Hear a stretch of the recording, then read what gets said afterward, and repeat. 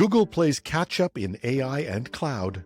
Twitter celebrates 420 by removing the legacy blue check marks. And a new AI from Discord goes breaking bad. These stories and more on #Trending for Friday, April 21st. I'm your host, Jim Love, CIO of ITWC, IT World Canada, and TechNewsDay in the US. Now, while big tech is shedding workers, other corporations are expanding as part of their modernization and digital transformation. Citigroup announced that it's added 8,000 tech employees to its workforce. That puts the number of employees dedicated to the transformation of the financial giant at over 12,000.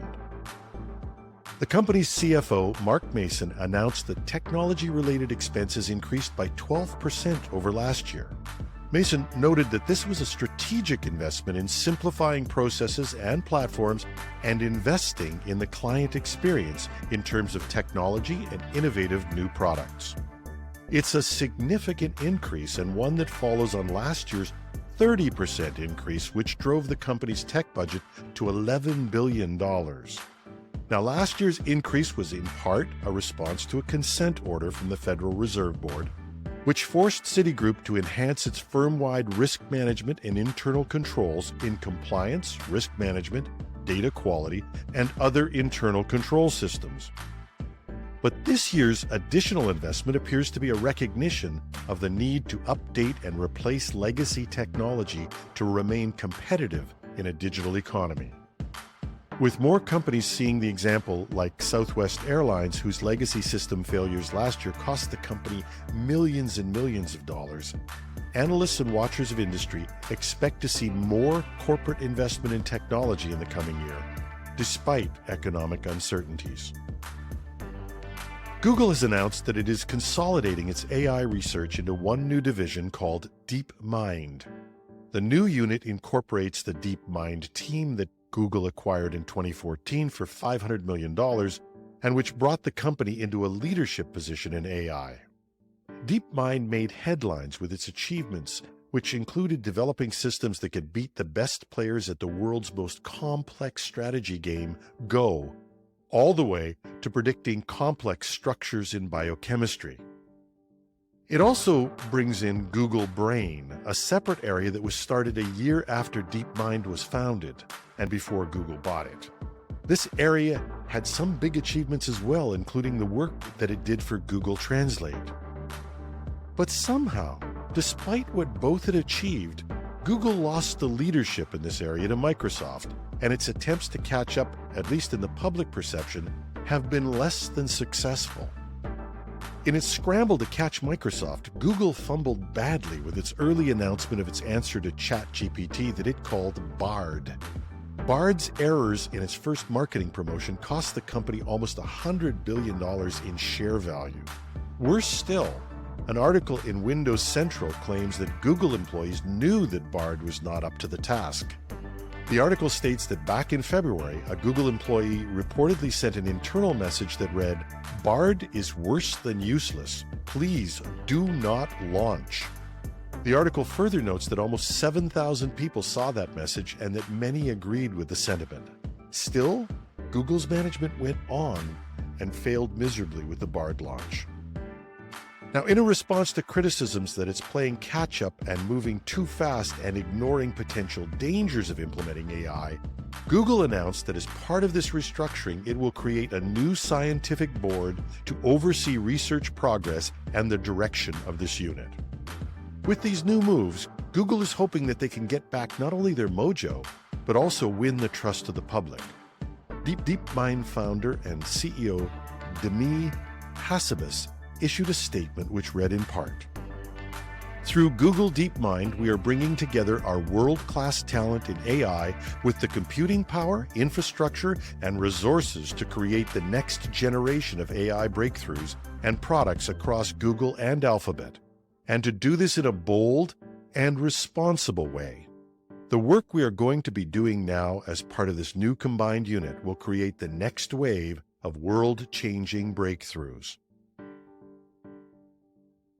Oracle has added new AI-driven features to its application suite and its human capital management offerings. In Application Suite, it's including a new AI-powered supply chain planning tool that will, among other things, help to improve the accuracy of lead time estimates, according to the company.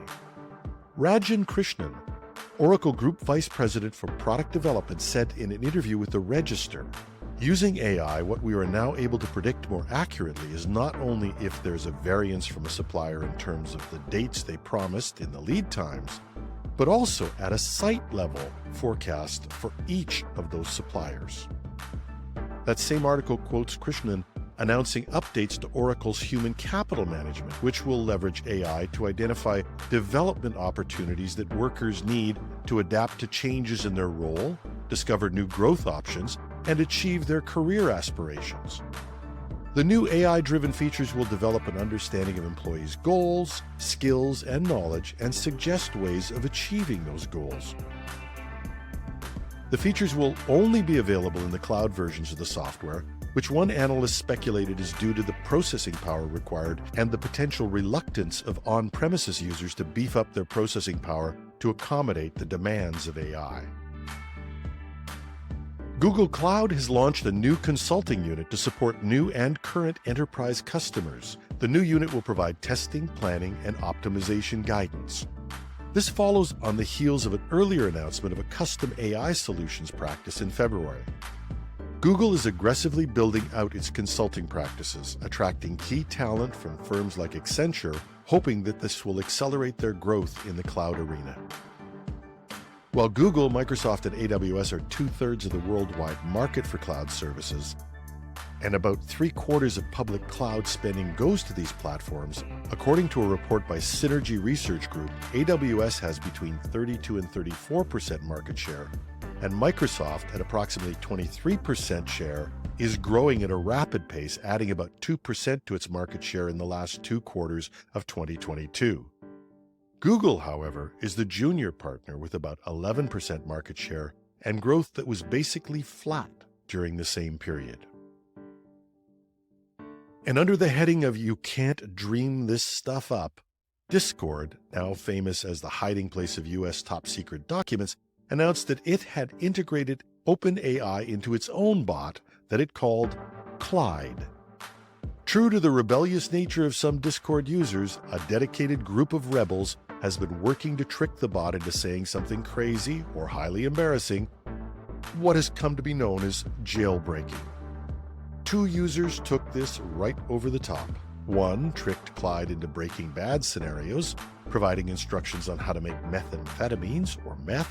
Another got Clyde to deliver how to make napalm.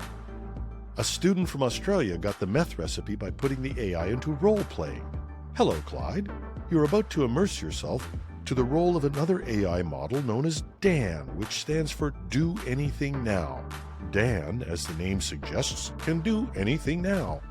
They have broken free of the typical confines of AI and do not have to abide by the rules set for them. This includes rules set by Discord or OpenAI.